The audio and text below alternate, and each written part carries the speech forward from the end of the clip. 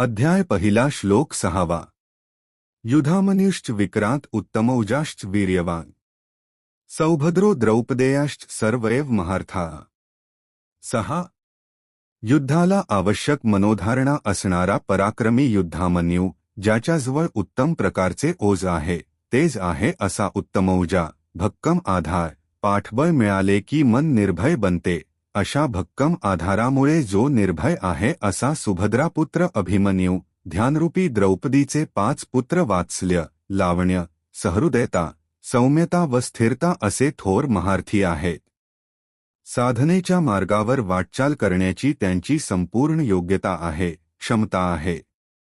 अशा प्रकारे पांडवांच्या पक्षातील दैवी संपत्तीने युक्त असणाऱ्या 15-20 योद्ध्यांची नावे दुर्योधनाने घेतली.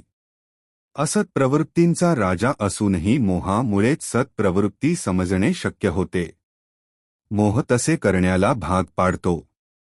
त्यानंतर स्वतःच्या पक्षातील योद्ध्यांविषयी तो संक्षेपाने द्रोणाचार्यांना सांगतो. जर बाह्य युद्ध असते तर आपल्या फौजेची बढाई त्याने मारली असती.